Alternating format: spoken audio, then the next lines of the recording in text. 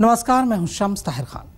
सच पूछिए तो पहले हमें अंदाज़ा नहीं था, लेकिन जब हम मौत की गिनती से रूबरू हुए तो लगा कि ये दर्द किसी को भी मार सकता है, किसी का भी कलेजा छलनी कर सकता है।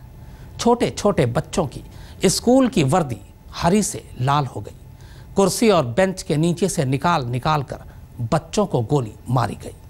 हमेशा चहचहाने वाला क्लासरूम मासूमों की लाशों से पट चुका था। बस्ते और आई कार्ड से माँ बाप अपने लाडलों की लाशें ढूंढ रहे थे।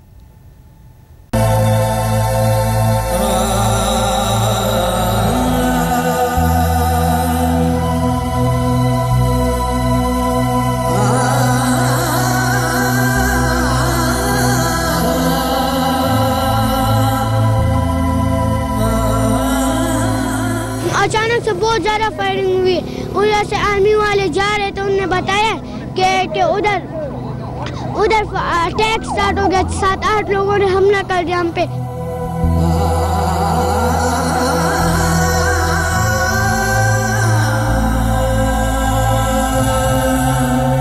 मेरे आके पीछे कमर पे गोली लगी है, बहुत सख्त दर्द हो रहा है।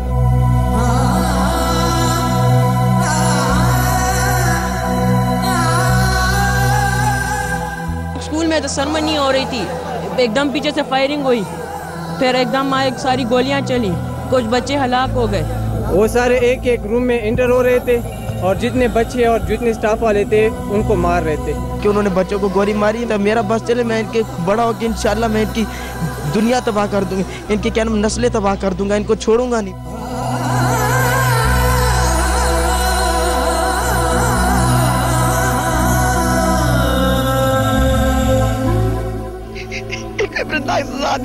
किसी माँ की गोद ना फिर कभी मिल गया जनाजा, लेकिन यार इसको लेकर हम क्या करेंगे? जनाजे इन्होंने तैयार रखे हैं ताबूत के, ले जाओ दफनाओ अपने प्यारों को। यार बस है यार, खुदा का वास्ता है, कोई सुनने वाला है यार इस पाकिस्तान में। दहशतगर्दी क्या होती है बच्चे को मालूम न था। उसने तो बस कहा पुलिस से, अंकल जैसे लोग थे वो। उनके बस्ते में किताबें थी, हाथों में कलम, और उनके बैग में बारूद और हाथों में AK-47। वो सारे बच्चे तब स्कूल के हॉल में डॉक्टरों से सीख रहे थे कि किसी जख्मी को फर्स्ट एड की मदद कैसे दी जा सकती है। और सितम देखिए, ठीक उसी वक्त वो और उनके साथी खुद जख्मी होकर गिर रहे थे या फिर मर रहे थे। स्कूल में ब्रेक के दौरान जिन क्लासरूम में बच्चे लुका छुपी का खेल खेलते थे, उसी क्लासरूम में आज अपनी जान बचाने के लिए वही बच्चे बेंचों और कुर्सियों के नीचे छुपने की नाकाम कोशिश कर रहे थे।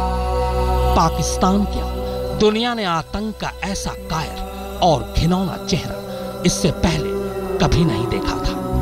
एक तरफ निहत्ते मासूम फूल जैसे बच्चे और दूसरी तरफ जिहाद के नकाब में जंगली से भी बदतर जंगली इंसान। इन बच्चों को देखिए, इनके दर्द और दहशत को देखिए। जिन बच्चों को आप देख नहीं सकते, उनके रोते बिलखते माँ बाप को देखिए। बस एक स्कूल ही तो बच गया था पाकिस्तान में, आज वो भी भरम टूट गया। कैसी लड़ाई है ये? किसके लिए लड़ाई है ये? स्कूलों में घुसकर छोटे छोटे मासूम बच्चों पर गोलियों की बौछार करने वाले आखिर किस जिहाद, किस मजहब की लड़ाई लड़ रहे हैं? छोटे छोटे बच्चों के पैरों और बाजुओं पर गोली मारी। थोड़ा बड़े बच्चे दिखे तो सीधे सिर में गोली मारी। उस्ताद नजर आए तो जिंदा जला दिया।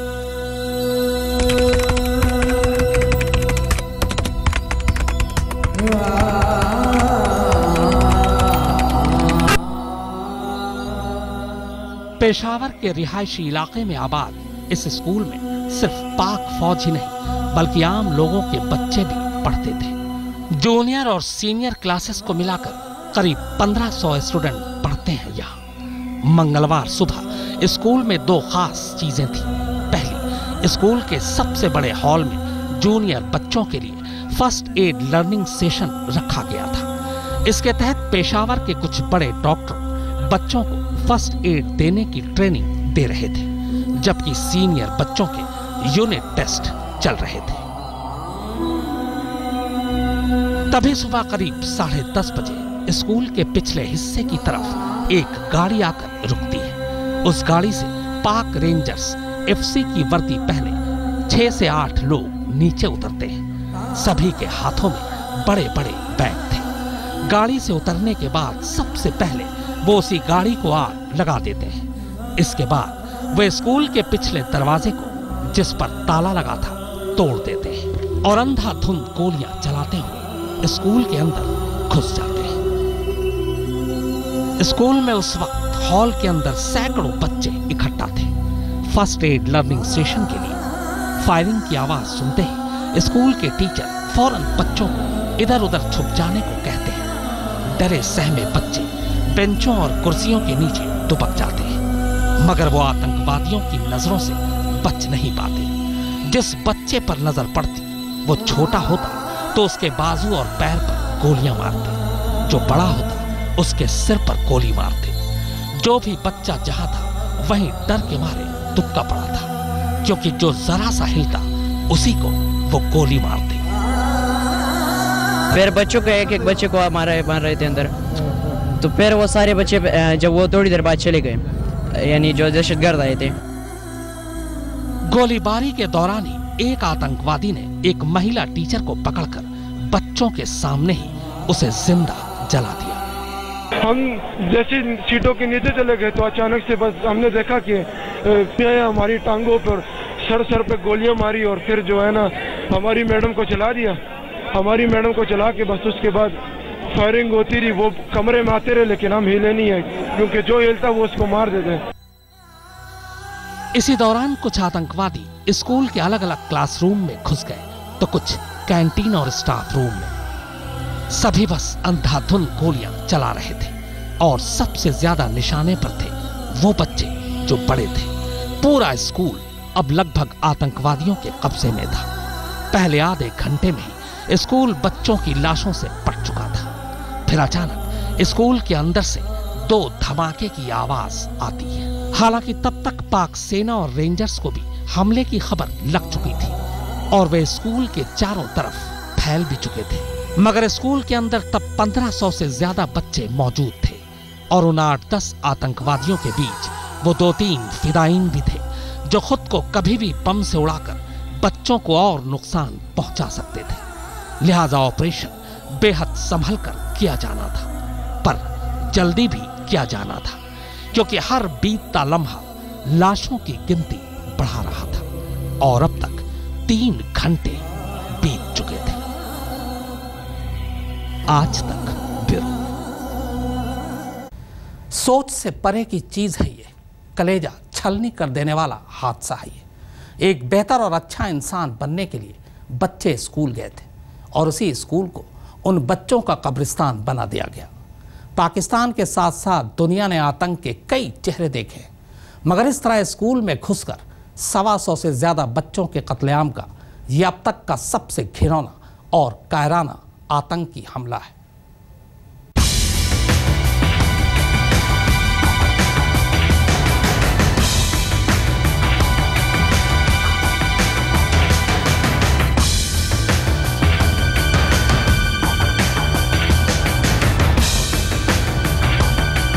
पाकिस्तान ने न जाने ऐसे कितने हमले देखे हैं।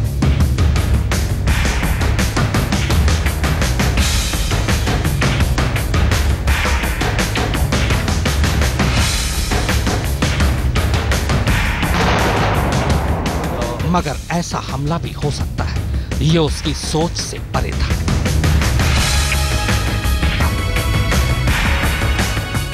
पाकिस्तान क्या, किसी की भी सोच से परे है यह हमला। शुरुआत में तो बहुत से बच्चों को यही नहीं पता चला कि गोली बरसाने वाले आतंकवादी हैं या पाक आर्मी के अंकल, क्योंकि आतंकवादियों ने पाक फौज की वर्दी पहन रखी थी। मगर जब उन्होंने गोलियां बरसाते हुए ये कहना शुरू किया कि बड़े बच्चों को निशाना बनाओ, तब बच्चों को समझ आया कि वो कौन है। आतंकवादी पूरे स्कूल में अलग अलग क्लासों में घूम घूम कर बच्चों को ढूंढते और उन्हें पकड़ पकड़ कर कंप्यूटर क्लास में इकट्ठा करते। कंप्यूटर क्लास थोड़ा बड़ा था और वहां उस वक्त ज्यादातर स्टाफ के लोग भी मौजूद थे। इसके बाद वो बच्चों पर अंधाधुंध गोलियां बरसाते। कई बच्चे इसलिए बच गए क्योंकि उनके ऊपर बाकी बच्चों की लाशें पड़ी थी और आतंकवादी उन्हें देख नहीं पाए। 3 अंकल को मैंने देखा है, बाकी और किसी को मैंने नहीं देखा। सब नीचे लेट गया, आधा घंटा फायरिंग होती रही, हॉल के अंदर बच्चों को मारते रहे। उसके बाद फिर वो हाल से चले गए तो हम लोगों ने देखा कोई नहीं है। हम लोग फिर उसकी क्लासों में चले गए, क्लासों में जाके लेटे रहे। वहाँ से फिर हमें कोई नहीं पता किस वक्त फोर्सेस आई हैं या फिर क्या हुआ है। हम बच्चे सारे यानी बैठ गए थे नीचे, तो उन्होंने यानी पहले हवा पर किया है फायरिंग, फिर बच्चों को एक एक बच्चे को मारा है। बच्चे सारे नीचे लेट गए और उन्होंने हर हॉल में हमारी चेयर्स हैं, और हर चेयर्स में आके उन्होंने बच्चों को गोली मारी। मैं तो नहीं देख सकता, मेरा बस चले मैं इनके बड़ा होकर इंशाल्लाह मैं इनकी दुनिया तबाह कर दूंगा। ऐसे ही जिंदा बच गए एक बच्चे ने बाद में बताया कि सबसे पहले स्कूल में कुल 6 आतंकवादी घुसे थे। इसके बाद वो 3-3 के ग्रुप में बट गए। हमने जितने भी देखे ब्लैक यूनिफॉर्म में आए थे और ऊपर से वो असला वगैरह वो बांधे हुए थे। इधर स्कूल के अंदर आतंकवादी AK-47 से गोलियां बरसा रहे थे और उधर स्कूल के बाहर अब पाक सेना, रेंजर्स और पुलिस की एलीट फोर्स ऑपरेशन की तैयारी कर रही थी।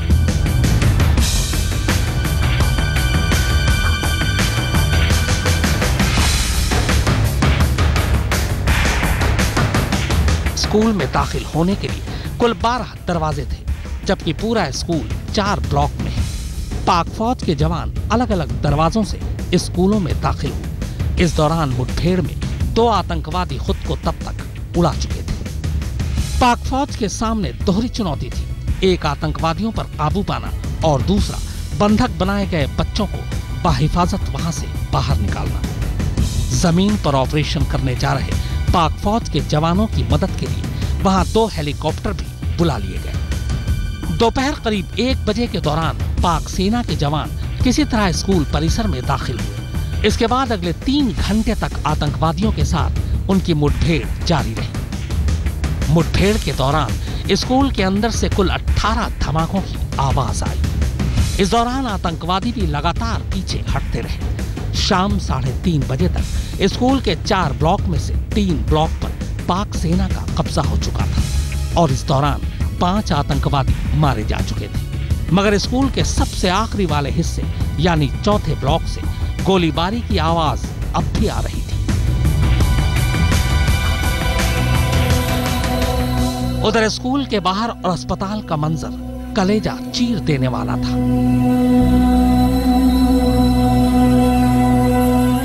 जो बच्चे बाहर आ गए उनके घर वालों को जैसे उनकी दुनिया वापस मिल गई, चाहे घायल दुनिया ही क्यों न थी। मगर जिनकी लाशें आईं उनके माँ बाप का सीना फट गया।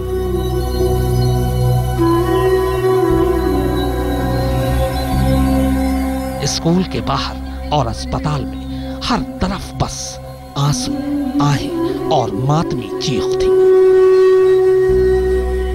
वो मातमी चीख जो पाकिस्तान क्या पूरी दुनिया को रुला गया।